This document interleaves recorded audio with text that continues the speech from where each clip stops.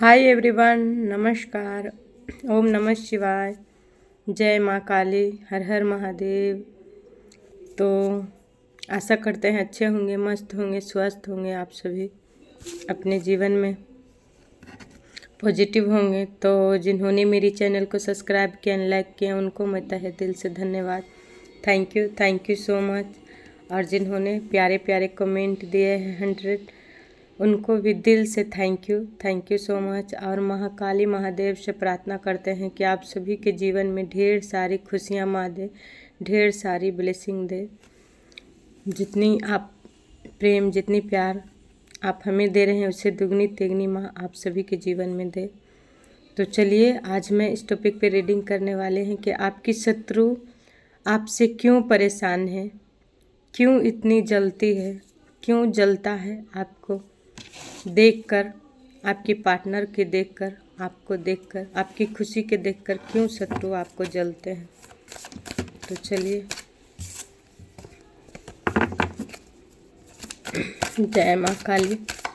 मेरे divine soul के लिए क्या मैसेज है माँ, क्यों उनको शत्रु इतनी परेशान करते हैं मेरे डिवाइन सोल के।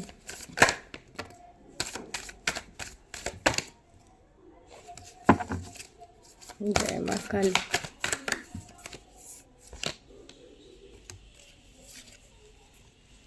तो चलिए, 4 कार्ड आया है के बाद लेंगे 5 ऑफ पेंटिकल्स। सबसे पहला कार्ड ही है page of cups, the moon, the tower. देखिए, तो सबसे पहला कार्ड ही आपकी शत्रु आपकी प्यार से जलती है या जलता है। जिस हिसाब से रिजनेट होगा, मैच होगा, वो अपने हिसाब से ले लेंगे, बाकी सब दूसरों के लिए छोड़ देंगे। जिस धर्म से आप हैं, अपने धर्म से ही देखेंगे। तो जितना मैच होगा उतना ही लेने की कोशिश कीजिएगा, उससे ज़्यादा नहीं लेने की कोशिश कीजिएगा। वरना था जैसे सोच रखेंगे वैसे ही अटैच हो जाते हैं हमारे मन में, उसी बात को हमेशा लेकर हमारे मन में घूमते रहता है।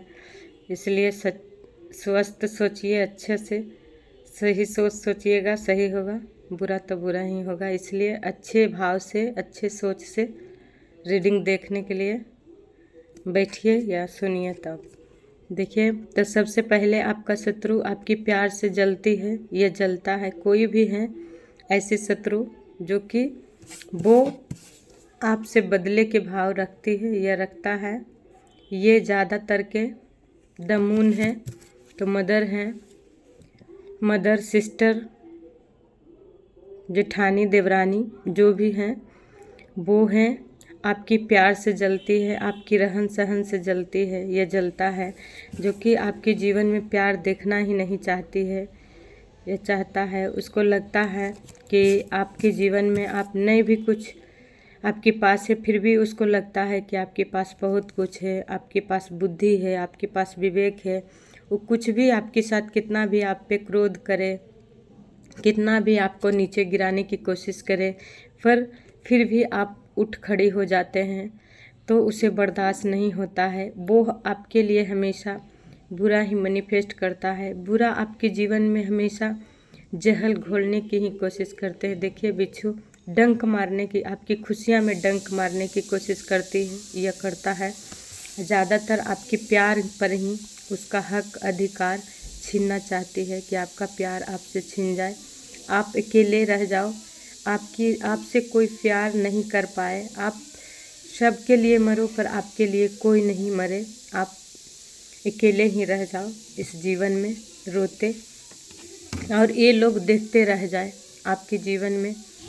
द टावर मैनिफेस्ट करती है या करता है कि आप इस तरह एनर्जी में रहो कि आप अपनी क्रोध की अग्नि में जलते रहो, और आपके जीवन में हमेशा नकारात्मक, हमेशा द टावर अग्नि के तत्व आपके जीवन में रहे। और आप दोनों आप दोनों, आपकी और आपकी पार्टनर दोनों अलग हो जाओ और क्रोध में दोनों एक दूसरे पे लड़ते रहो, झगड़ते रहो, एक दूसरे के अलग ही रहो आप दोनों, है ना। इस तरह मनाती है और आपके पास पैसे भी ना रहे और आप दोनों पैसे के लिए तरसते रहो। जो भी आपके जीवन में खुशियाँ आए वो सब छिन जाए, ये ऐसी मैनिफेस्ट करती है। जो भी शत्रु है आपके जीवन में वो या है वो इस तरह रखता है या रखती है, पर ऐसा नहीं होगा क्योंकि क्रोध लाख लोगों आप पे कर ले, जितना भी आपको सता ले, जितना भी ये कर्मा है चुकाने दीजिए। आप चुपचाप सहते जाइए क्योंकि क्रोध जितना भी भयानक है वो अपने ही बुद्धि को नष्ट करते हैं और लोगों की कर्मा ही बढ़ाते हैं। इसलिए ऐसे लोगों से मुंह मत लगिए और अपने आप को शांत मन चितमन से ऐसी लोगों की बातें सुनिए और ईश्वर पे सरेंडर कीजिए। जो भी आपके बारे में बुरा सोचे, जो भी आपके बारे में बुरा मनाए, आपकी प्रति में क्रोध की भावना रखे, उसको ईश्वर पे समर्पित कर दीजिए। एक ना एक दिन ईश्वर अवश्य न्याय करेंगे आपके साथ। ऐसे लोगों की आप मुंह मत लगिए जो कि आपके जीवन में जितना भी आप पुण्य कमाए हैं वो सब नष्ट हो जाए। वो तो चाहती हैं, चाहता है कि आप जो भी कार्य वो रुक जाए, वो स्टॉप हो जाए ताकि आप आगे नहीं बढ़ पाए।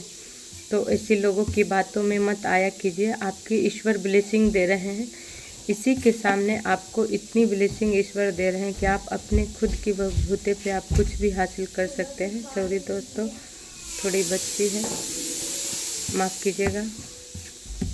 तो आपको ईश्वर खुशी दे रहे हैं, तो ऐसी लोगों तो आपको जलेंगे ही, क्योंकि जहाँ शैतान होता है वो ही भगवान होते हैं। तो जहाँ पे आप भगवान के पूजा करते हैं तो वहाँ शैतान होना ज़रूरी है। इसलिए शैतानी लोग से बच के रहिए, ऐसे लोगों की बातों पे ध्यान भी मत दीजिए और अपने दिल पे मत लगाइए। और अपनी काम जो भी आप करना चाहते हैं या कर रहे हैं उसमें आपको सक्सेस ज़रूर ईश्वर दिलाएंगे। आपको इसी सब के सामने आपको ईश्वर इतनी सुंदर जीवन देंगे कि ऐसे लोग देखते ही रह जाएंगे। बस अपने कार्य पे मेहनत करते जाइए, आगे बढ़ते जाइए, है ना। ऐसे लोगों आपके पैसे से जलते हैं और ये ज़रूरत पड़ने पे आपकी पीठ पीछे आने की भी कोशिश करती है और आपसे मिलाप करने की भी कोशिश करते हैं ताकि आपसे मिल के ही आपके साथ ये धोखा करें।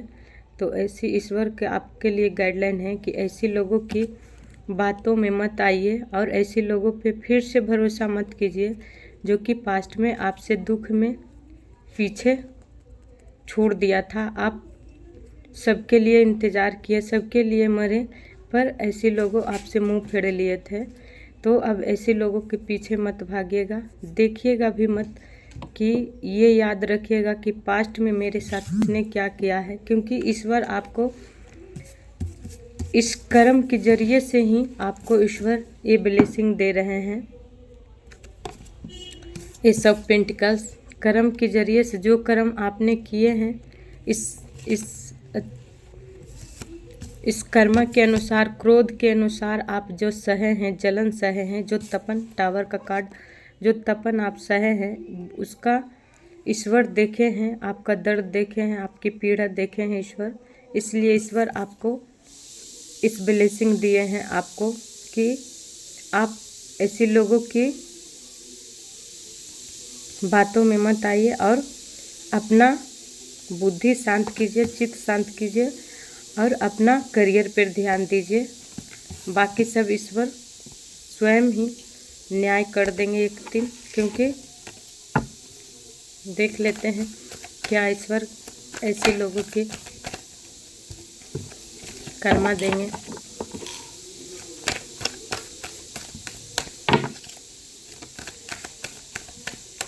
आप आगे बढ़ना चाहते हैं पर ईश्वर वो आगे बढ़ने नहीं देते हैं। देखिए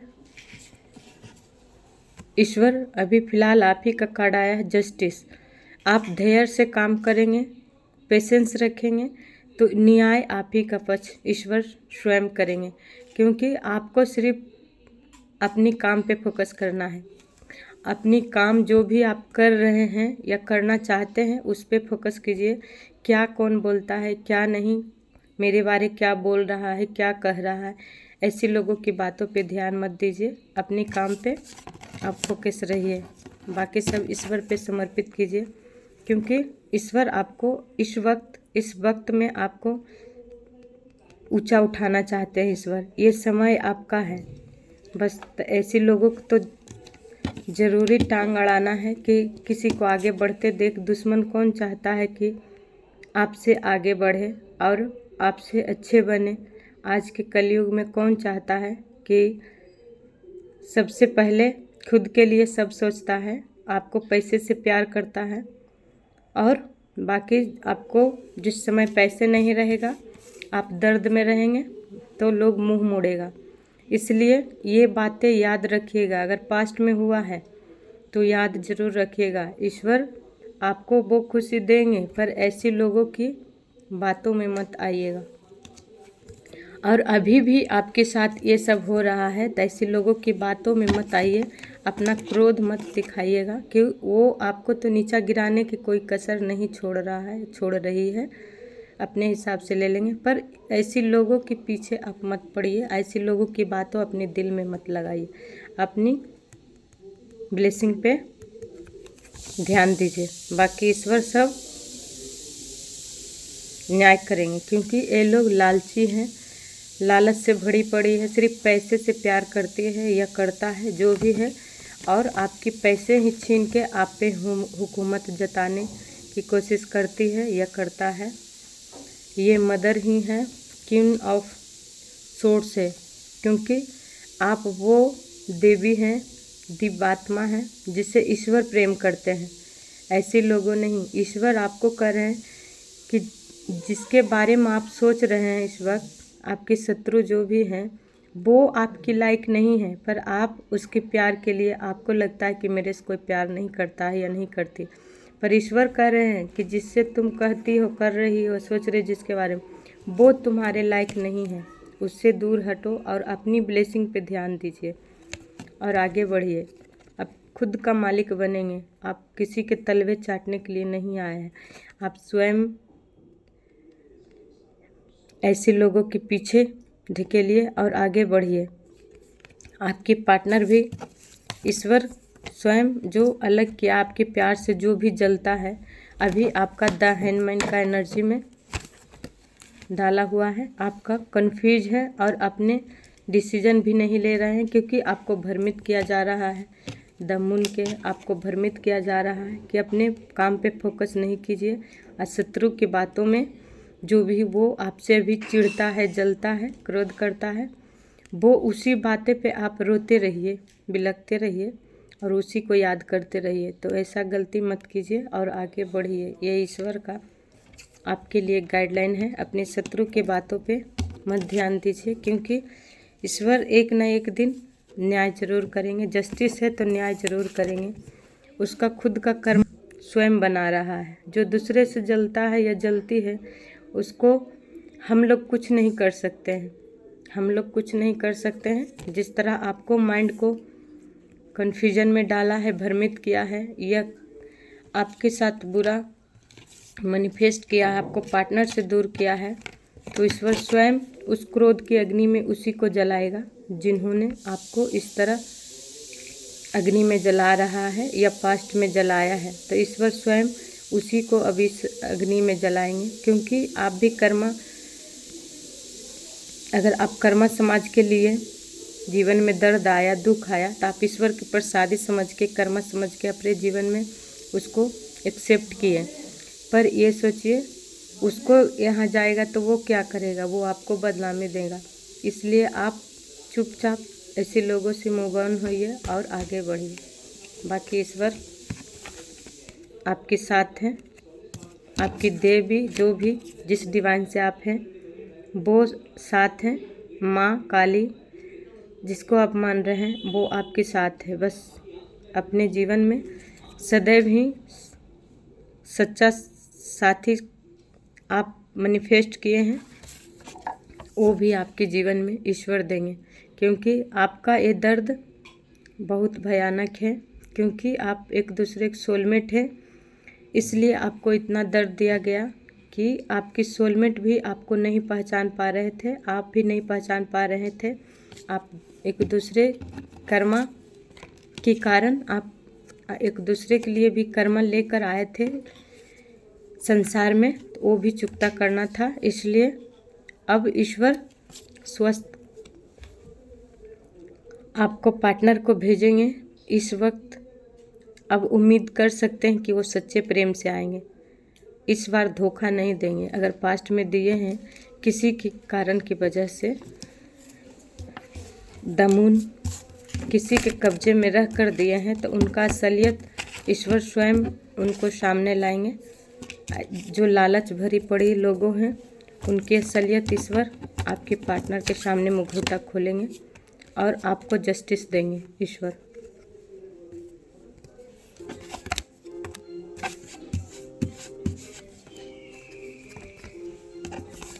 फोर ऑफ वैंड्स, वो फिर से आपसे रियूनियन करेंगे, फिर से विवाह आप दोनों का होगा, क्योंकि ये ईश्वर करवाएंगे। जिससे आप प्रेम करते हैं वो विवाह ईश्वर के जरिए से होगा, जिससे भी होगा, पर ईश्वर स्वयं इस विवाह करवाएंगे आप दोनों की फिर से।